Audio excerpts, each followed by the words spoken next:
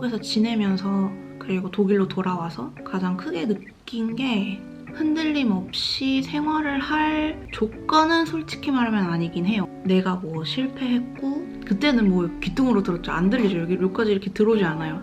팅! 튕겨요. 안녕하세요. 오늘은 이야기를 해볼까 해요. 간만에. 한국에서 독일로 온 지 이제 꽤 시간이 지나가지고 도착해서는 정신없이 막 지나갔거든요. 시간이 지나고 나니까 이번에 한국에 가서 뭘 느꼈는지 한번 정리를 하는 시간을 가지면 좋을 것 같다고 생각을 해가지고 오늘 이 영상을 찍고 있습니다.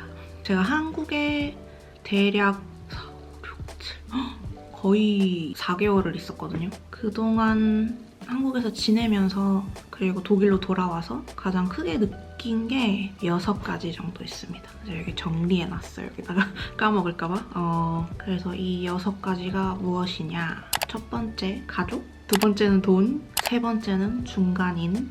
네 번째는 해외 허니문 기간. 다섯 번째는 제 나름 결론을 낸 결론. 그리고 여섯 번째는 이제 이렇게 살아야겠다라는 계획. 첫 번째, 가족. 이거는 해외 생활 하시는 분들은 아마 다 비슷하게 생각하실 거예요. 특히나 저 같은 경우에는 20대 때는 그런 생각을 그렇게 크게 안 했거든요. 근데 30대로 접어들고 부모님을 바라보는 제 시선이 많이 바뀐 것 같아요. 옛날에는 찐 어른, 그리고 되게 커 보이는 존재? 용돈 달라 그러면 용돈을 받고 이러다 보니까 돈을 받는 거에 있어서 되게 익숙해지잖아요. 그래서 그게 되게 어려울 거라는 생각을 못 했는데 이제 사회생활을 하고 하다 보니까 느끼는 게 되게 많은 것 같아요. 일정한 월급을 받고 그 안에서 살림을 꾸려나가는 게 쉬운 게 아니구나. 그리고 또 특히나 자식이 있으면 그게 더 힘들잖아요. 돈이 더 배로 들어가고. 그래서 와, 이걸 어떻게 하셨지? 그런 생각도 들고, 이번에 한국에 갔을 때 부모님의 이제 건강도 걱정이 되고 되게 작아 보이는 느낌을 많이 받았거든요. 엄마 같은 경우에는 여전히 저와 다투면 목소리가 크지만 그거와 별개로 되게 좀 작아졌다? 제가 생각하는 그 이미지가, 엄마, 아빠, 부모님 그 이미지가 이렇게 컸다면 이제 나이가 들어서 보니까 되게 이렇게 귀여워졌어요. 작아져가지고 그것도 나름 좀 마음이 좀 그렇더라고요. 두 번째, 돈. 이게 또 특히나 해외에 살아도 한국 브랜드랑 일을 할 때가 있고, 그럴 때에는 유로로 보통 지급하는 걸 원칙으로 하긴 하는데 가끔 뭐 때에 따라서는 원화로 지급을 받기도 하니까 제가 돈을 버는 곳이 이제 여기 독일이랑 가끔 한국이랑 그리고 영국 이렇게 있어요. 근데 이게 아무래도 이제 나눠져 있으니까 이걸 어떻게 이렇게 해야 하나, 그걸 이번에 한국 가서 좀 크게 느꼈던 게, 지금 다들 막 그런 재테크 붐이잖아요. 막 주식 얘기하고 뭐 절약왕 막 이런 얘기도, 절약왕 맞나요? 짠테크 이런 얘기도 하고 이러니까 보면서 아, 내가 좀 잘못 살았다. 그 생각이 드는 거예요. 지금 나이가 몇 살인데. 그래서 이걸 어떻게 현명하게 핸들링해야 하나? 그 생각도 이번에 다녀오면서 되게 많이 들었어요. 그러면 이거를 돈을 환율이 오를 때 한국 통장에 넣어야 되나? 하다가도 어쨌든 지금 제가 주로 생활하는 곳이 독일인데 뭐 독일에서 큰 돈이 나갈 일이 있을 수도 있고 하니까 돈을 그렇게 옮기는 건 좀 안 될 것 같고, 그래서 이걸 어떻게 균형을 맞춰야 하나, 그게 요즘 제 숙제예요.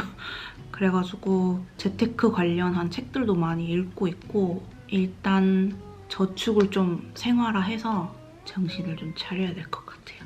예전에는 엄마께서 돈 이러셨거든요.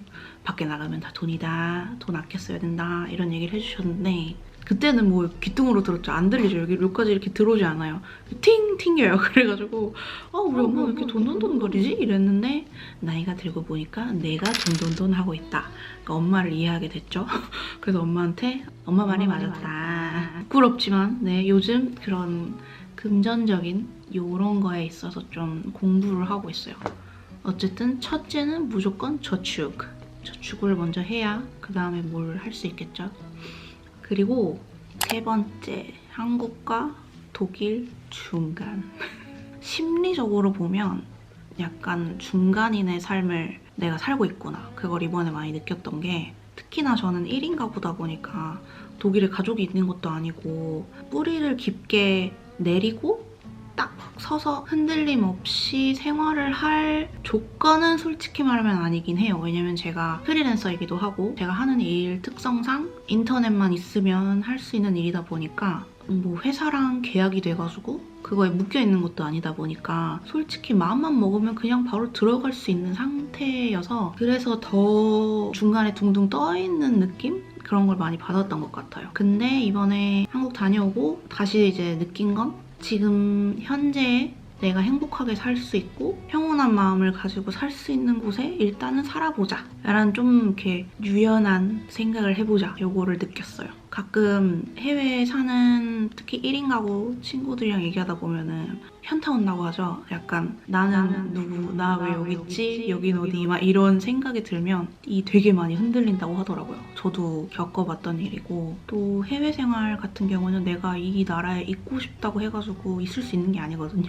비자 문제도 있고 갑작스럽게 가족 중에 뭐 건강이 안 좋은 분이 계셔가지고 돌아가야 할 수도 있는 거고, 경제적인 사정이 따라주지 않아서 돌아가야 될 수도 있는 거고, 아니면 이 나라에서 더 살 이유를 찾지 못해서 돌아갈 수도 있고, 그러니까 여러 가지 경우의 수가 이제 오픈되어 있는 생활을 하는 거기 때문에 그 당시의 상황에 맞춰서 내가 할 수 있는 최선을 선택한 거다라고 생각을 하고 긍정적으로 살아야겠다고 생각을 했어요.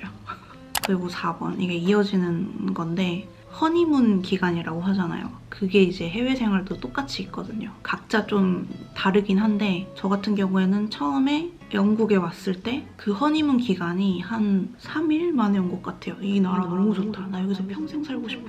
이 생각이 들었던 거예요. 그래서 영국에서 이제 워킹홀리데이 비자로 2년간 체류하면서 이게 비자가 점점 익스파이어 날짜가 이제 다가올수록 심적으로 좀 괴롭다고 해야 되나? 내가 한국에 가면 뭐하지? 한국에 가기 싫다. 영국에도 살고 싶다. 이 생각이 너무 강했어가지고 한국에 돌아가면 나는 실패한 거야 라는 그런 잘못된 생각이 좀 머리에 들어왔었어요. 그래서 편협한 생각을 했던 기간이 있었는데, 이번에 다녀오니까 한국 살기 좋아요.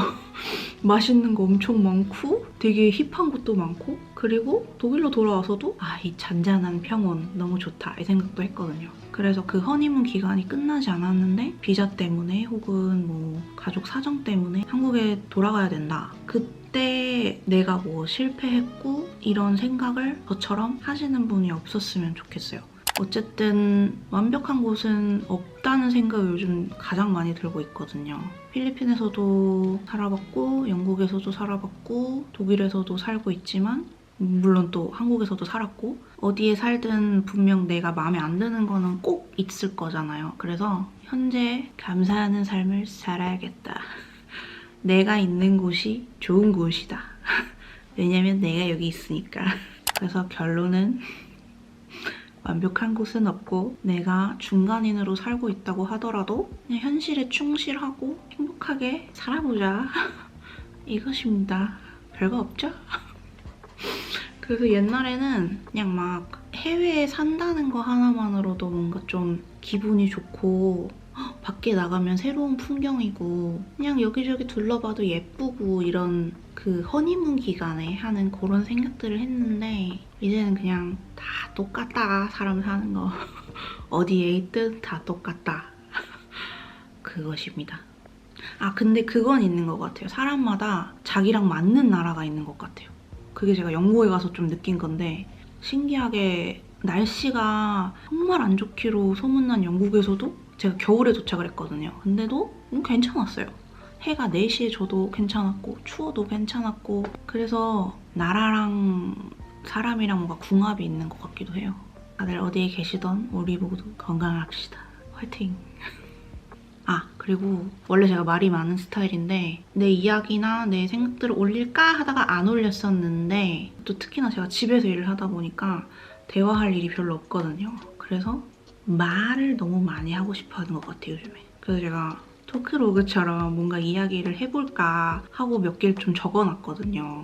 간단하게 어떤 이야기를 하고 싶었냐면 첫 번째, 맨 땅에 헤딩으로 시작한 내 프리랜서의 시작. 요거랑 이것도 예전에 좀 많이 여쭤봐 주셨던 건데 영어 공부 어떻게 했는지, 그리고 프리랜서로 일하면서 정말 조심해야 할 것들, 베를린에서 겪었던 문화 충격들. 이건 최근에 추가된 건데 제가 그러니까 프리랜서로 생활은 오래 했지만 회사라고 불리는 곳에 들어가서 체계적으로 팀원들이랑 이렇게 일해본 게 얼마 안 돼요. 거의 이제 1년 9개월 정도 돼가는데, 그래서 어떻게 보면은 사회초년생이죠. 그래서 외국계 회사 1년차, 그동안 내가 했던 멍청한 짓들, 여러분들은 이러지 마세요. 이것도 제가 추가해놨어요. anyway, 어쨌든 여기까지 이야기를 들어주셔서 감사하고요. 제 채널에 이제 해외 사시는 분들도 꽤 계시다고 알고 있는데 혹시 어떤 생각하고 계시는지 같이 이야기 나눠봐요. 목소리 왜 이래? 그러면 저는 이만 갈게요. 안녕. 다들 건강하세요.